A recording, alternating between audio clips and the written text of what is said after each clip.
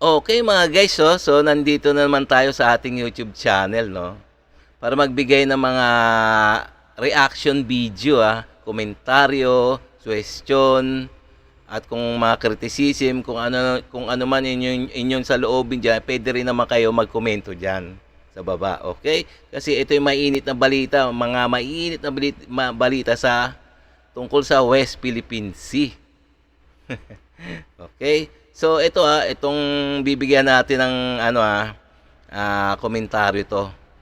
So ito yung pamagat Naku po, si Donald Trump handa umanong gumamit ng puwersa para mapaalis ang Chinese Coast Guard at ang Chinese militia vessels sa West Philippine Sea. Matindi Yan ang bagong presidente ng Amerika ngayon si Donald Trump Nagbanta na. So talagang matindi to. So umpisahan na natin panoorin nyo to kung paano nagbanta si Donald Trump. Okay, umpisahan na natin. So kung bago ka pa lang sa aking channel, please like and subscribe na lang muna sa ating YouTube channel. Okay, bago tayo mag-umpisa. And also please paki-subscribe din kay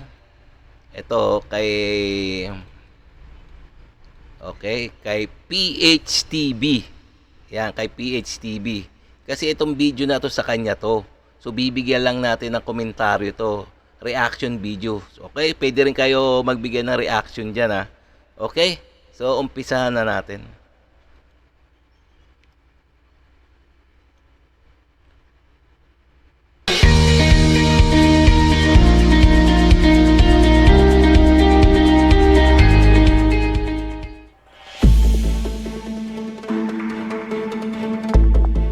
Ayan na.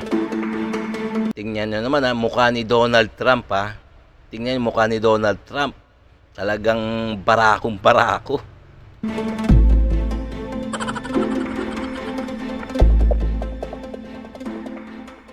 Iniulat na nagbanta umano ang isang tagapagsalita ng Chinese Ministry of Foreign Affairs laban sa Pilipinas at sinabi na makakatikim umano ang mga Pilipino kapag hindi inalis ang mga barko nito sa Ayungin Shoal. Wow ang tapang nitong Checo na to, yung nagsabi kapal ang tigas Tignan natin. Tignan natin kung gaano siya katigas. Sinabi ni Wang Wenbin na dapat alisin ng gobyerno ng Pilipinas ang mga Coast Guard at Navy ships nito sa Ayungin Shoal dahil labag umano sa batas ng China ang presensya ng mga foreign vessels sa lugar, lalong-lalo na kung wala itong pahintulot mula sa Chinese government. Uy, ang kapal talaga ng mukha nito, no, yung mga Checo na to, no. Talagang inaangkin nila talaga yung buong South China Sea daw.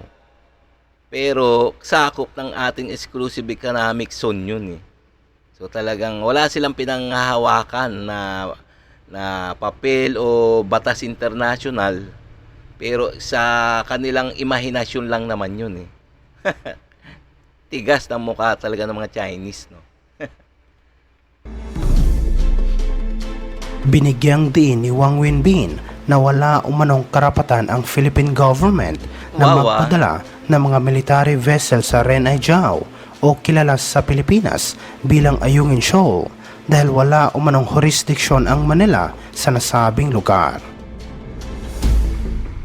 Kapal Ngunit sinabi naman ng Department of Foreign Affairs ng Pilipinas ang mayroong legal na karapatan sa Ayungin Shoal sa ilalim ng United Nations Convention on the Law of the Sea at ang Yes, talaga naman ang may karapatan diyan sa West Philippine Sea. Hindi naman buong dagat ang sakop ng Pilipinas.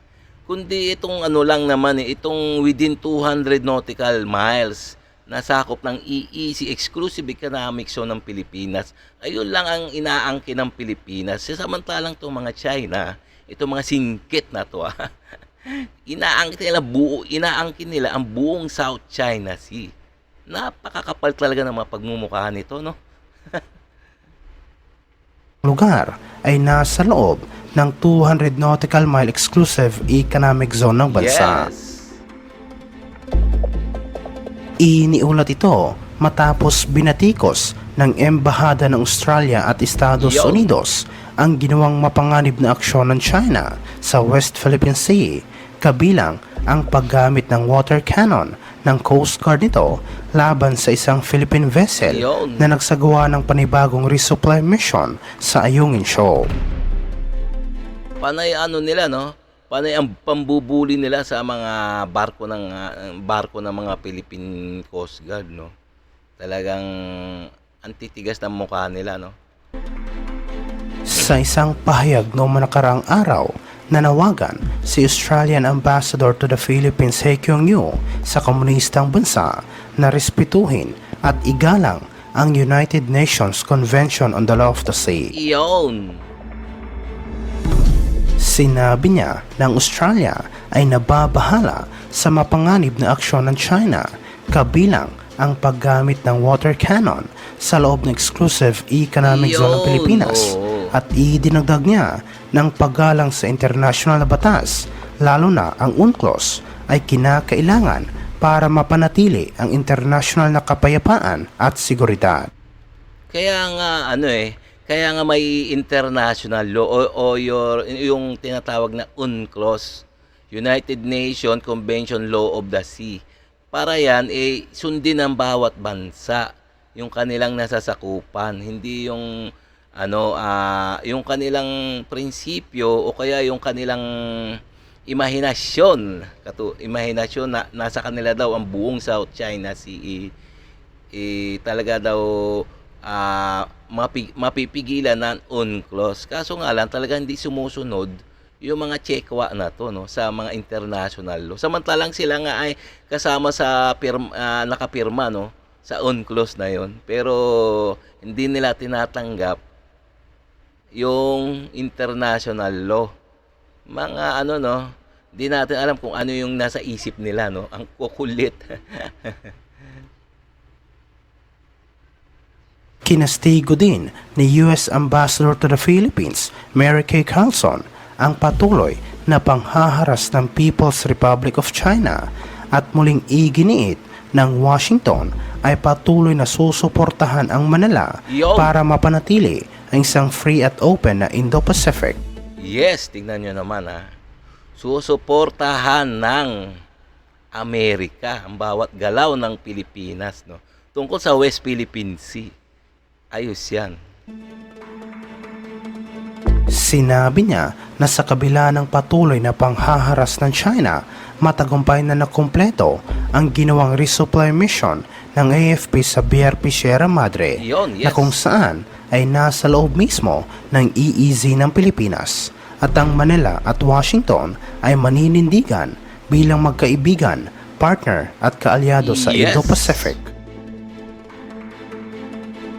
Ang mga opisyal ng Japan at United Kingdom sa Manila ay nagpahayag din ng pagtutol sa mga aksyon na nagpapataas ng tensyon at nag-undermine sa kapayapaan sa West Philippine Sea, at nagbanta ng anumang panghaharas ay agad nilang kokontrahin. Yun. Samantala sa ibang aspeto naman, iniulat na sinabi umano ng isang mataas na opisyal ng US Navy na handa nilang wasakin ang mga barko ng People's Liberation Army Navy sa South China Sea kung sakaling magkakamali ito sa pinagtatalunang karagatan. Ayan na. Ayan na, lagot na. Ayan na, nagbanta na. Nagbanta na ang US Army sa China pag nagkamali sila, no. Patay na. Lalong-lalo na ngayon, presidente na si Donald Trump. Patay sila dyan.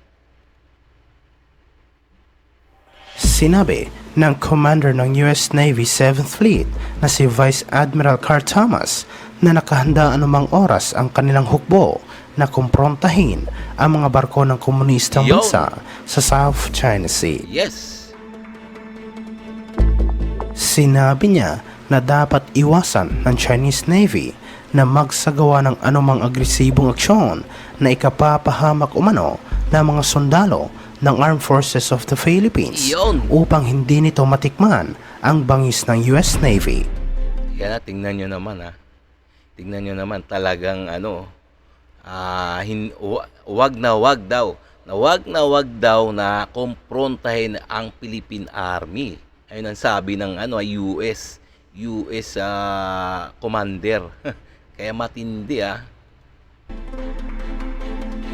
Sinabi ni Thomas na hindi umano alam ng People's Liberation Army Navy ang totoong kakayahan ng US Navy, kaya't Yes. nararapat lang na manatili itong tahimik at mahinahon upang makaiwas ito sa gulo.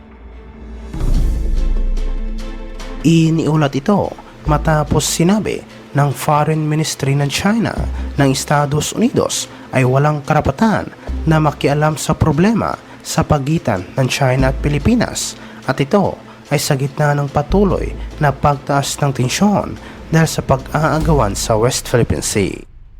Lagi na naman sinasabi ng mga Chekwa na walang makikialam. Kasi nga alam na ng mga Chekwa itong mga Chino na to na mahina ang puwersang militar ng Pilipinas. So, kinakayang-kayanan lang nila ang mga Philippine military diyan sa West Philippines. Kaya nga halata naman sila na takot. Takot sila pag may nakikialam na katulad ng mga Amerika, France, tsaka kung ano mga ally forces ng Pilipinas, talagang tumutuligsa sila. Kasi nga mga takot naman talaga yan, hanggang ang kayang-kaya lang naman talaga nila yung mga maliliit na bansa na mahinang puwersang militar. Pero pagdating sa Amerika, pag-uusapan at gumigitna na ang US, yan mo, panay ang ngaw-ngaw. Sinabi ng tagapagsalita ng Chinese Foreign Ministry na si Mao Ning sa isang regular na press briefing ng Estados Unidos ay hindi partido sa isyu ng South China Sea at wala itong karapatang makialam sa problema sa pagitan ng China at Pilipinas. Ayun na nga ba eh. Lagi nilang sinasabi na walang makikialam. Kasi nga, kayang-kayanin lang nila yung kaya nga, kinakayang-kayanan lang nila yung puwersa militar ng Pilipinas eh. Pero pagdating nga sa US, tumitikulop sila. Pero hindi naman ganoon, no? Kasi nga magkakaalyado naman ang Amerika, Pilipinas, Japan, lahat ng halos noon pa yan magkakaalyado na, kaya hindi pwedeng hindi makikialam ang mga kakampi nating bansa, no? So talagang bumabahag lang, talagang buntot itong mga inchik na to. Ang China at Pilipinas ay nagkaroon ng ilang high-profile na komprontasyon dahil sa pag-aagawan sa West Philippine Sea, partikular na sa pinagtatalo ng karagatan malapit sa Ayungin Shoal, na kung saan ay matatagpuan sa loob ng EEZ ng Pilipinas. Yun. Nauna nang sinabi ni US President Joe Biden sa isang talumpati sa White House ng commitment ng Amerika sa depensa ng Pilipinas ay nananatiling matatag, at ito ay matapos inakusahan ng Manila ang China ng pagsasagawa ng mapanganib na maneuver sa West Philippine Sea. Lagi naman ganyan yan eh. Lagi naman ganyan ng China, di ba? Lagi na lang nagmamaniobra ng mga agresibong galaw dyan sa West Philippine Sea. Sila lang naman talaga agresibo dyan eh. Kaya nga hindi pwedeng hindi makialam ang US sa sigalot sa West Philippine Sea, ang Pilipinas at ang China. So kasi nga magkaalyado sila eh.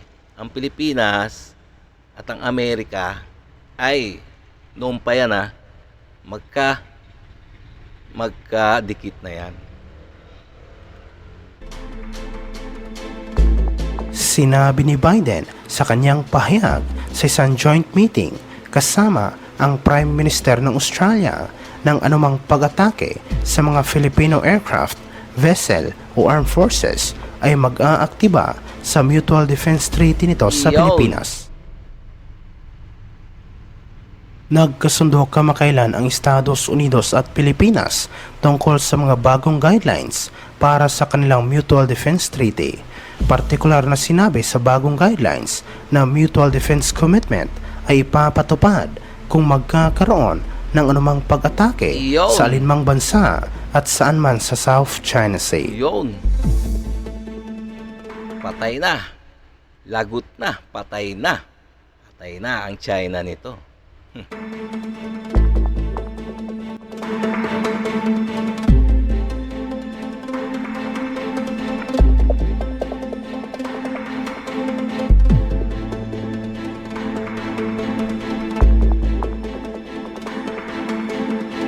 Okay, no? Okay to mga guys, oh. So, hanggang dito na lang tayo, no? So, nalaman natin na ang US o ang Amerika handang gumamit ng puwersang militar para mapaalis ang Chinese Coast Guard at ang Chinese militia